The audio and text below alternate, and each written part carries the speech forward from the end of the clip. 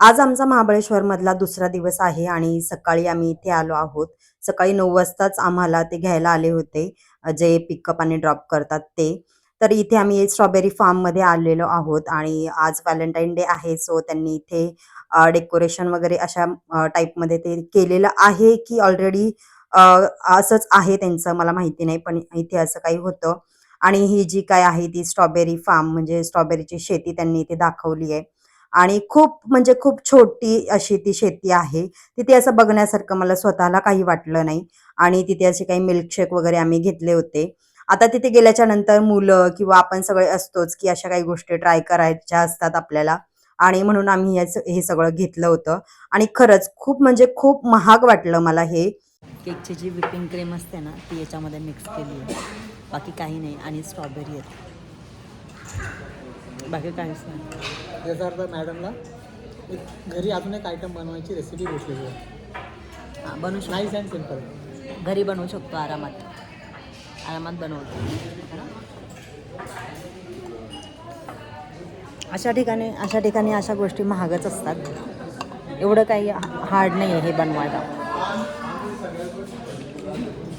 बघण्यासारखं असं काही वाटलं नाही मला इथे.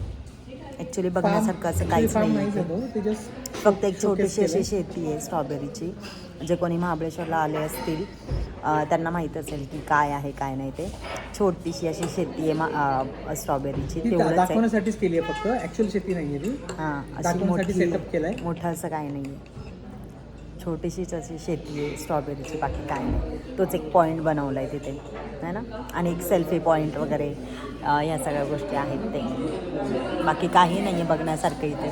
आणि फुकटचं ह्या गोष्टींना पैसे वेस्ट आहेत असं मला वाटतं. आता आलो आहे म्हणून खातं बरं का, पण घरी बनवून घेणार आम्ही. पण घरी बनवणार नाही. नुसता फेस. तिथून आम्ही ह्या ठिकाणी आलो होतो. या ठिकाणाचं नाव आहे एलिफंट पॉइंट आणि ह्या डोंगराचा आकार असं म्हणतात, की एलिफंट सारखा आहे आणि म्हणून आम्ही इथे आलो होतो. ॲक्चुअली मला इथेही काहीही बघण्यासारखं मिळालं नाही आणि असं वाटलं नाही, की इथे पुन्हा यावं, असं काहीही नाहीये.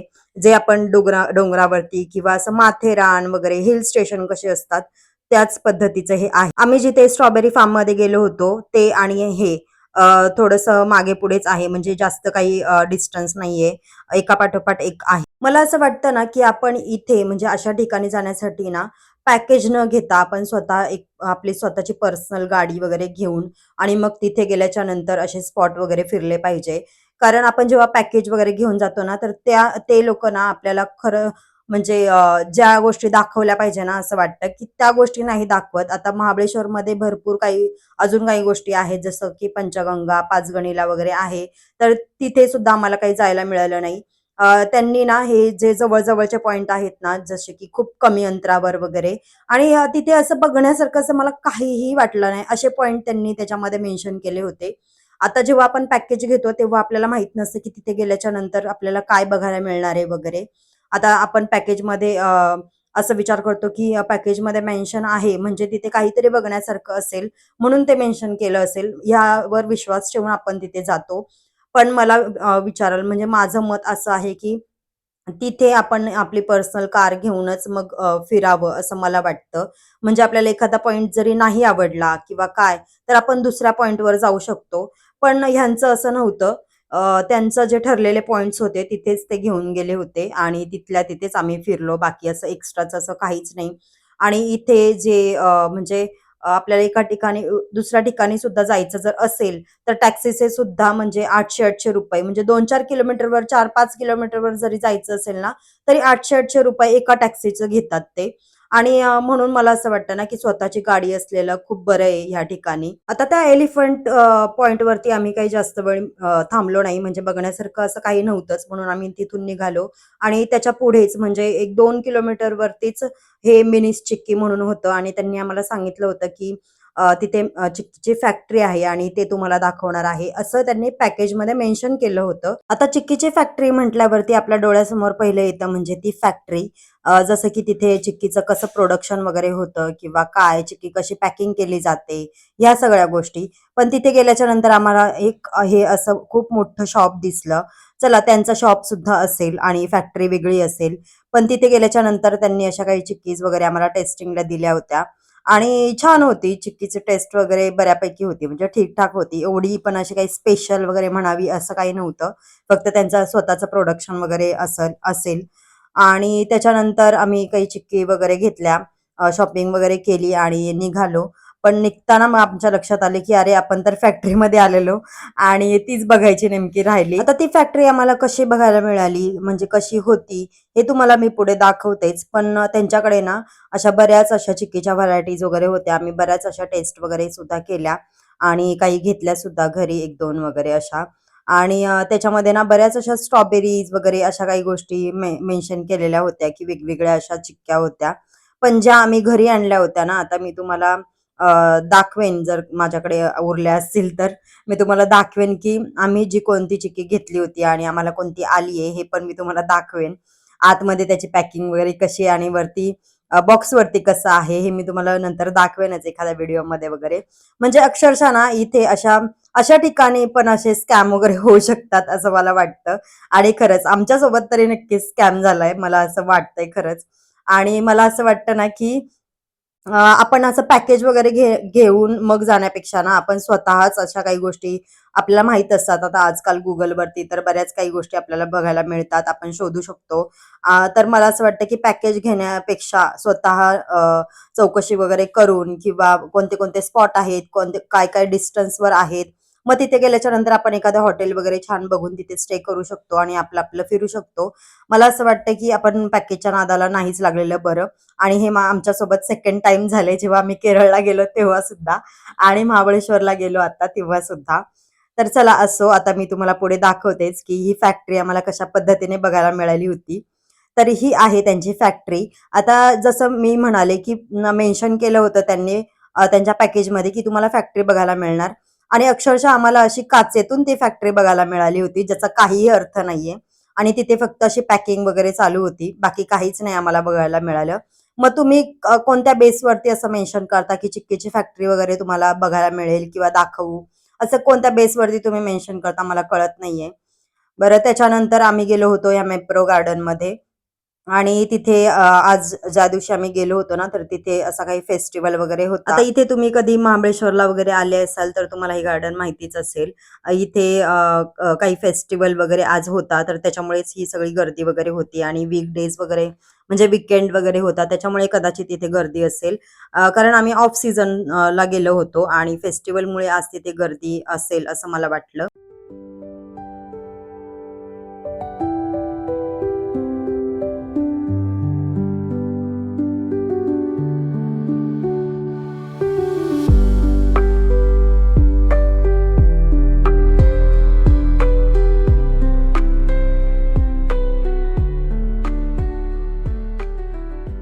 या गार्डनच्या एंट्रीलाच त्यांनी काही स्ट्रॉबेरीजचे वगैरे काही बाउल वगैरे ठेवले होते वेलकमसाठी. तर तेच इथे आम्ही खात होतो आणि छान होती, म्हणजे छोटी-छोटी स्ट्रॉबेरी होती ती.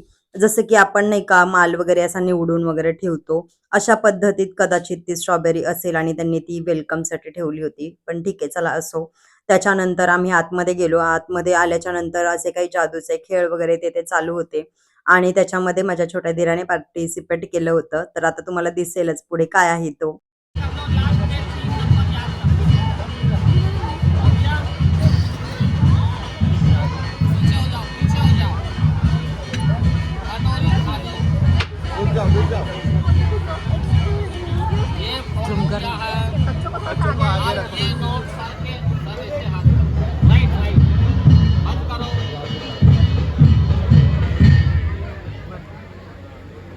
नोट बीच कटोरी में आएगा, किसी को पता नहीं चले।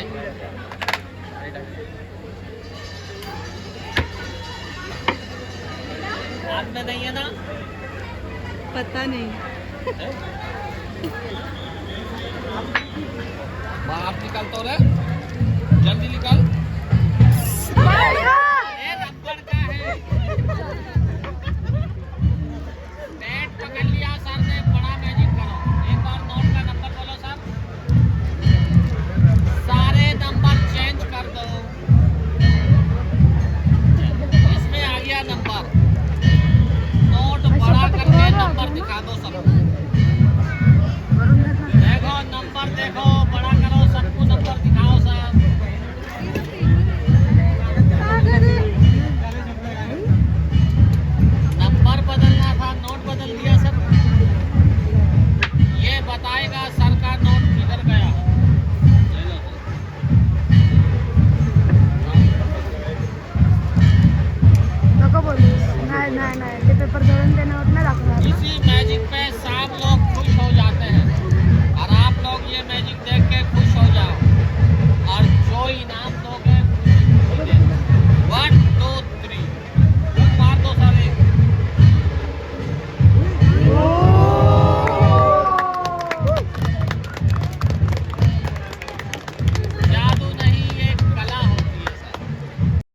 सगळं झाल्याच्या नंतर आम्ही पुढे गेलो, तर पुढे असं काही ढोल ताशांचं लेझिम वगैरे ह्या सगळ्या गोष्टी तिथे होत्या आणि छान वाटलं हे लेझिम वगैरे बघून, कारण मी सुद्धा कधी-कधी असं गुढीपाडव्याला वगैरे पार्टिसिपेट करत असते लेझिममध्ये.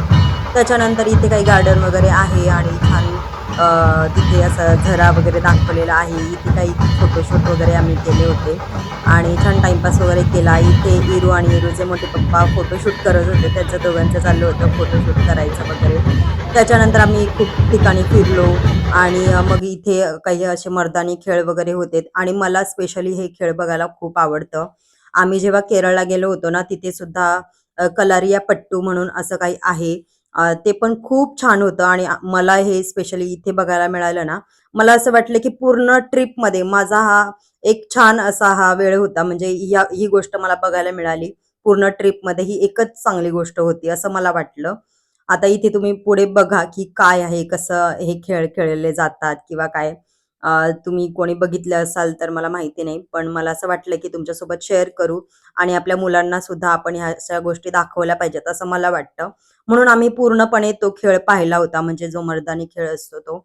आम्ही पूर्णपणे तो छान एन्जॉय केला होता.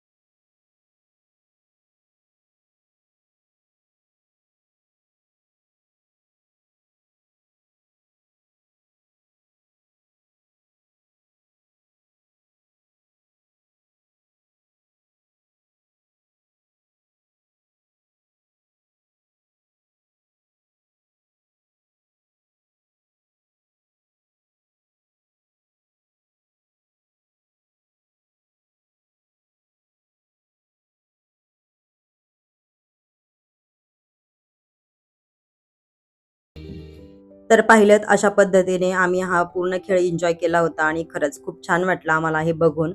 आणि मला कधी-कधी असं वाटतं ना, की जर मी जेव्हा लहान होते किंवा काय, तेव्हा जर असं काही शिकले असते किंवा स्मितने असं काही शिकावं अशी माझी खूप इच्छा आहे.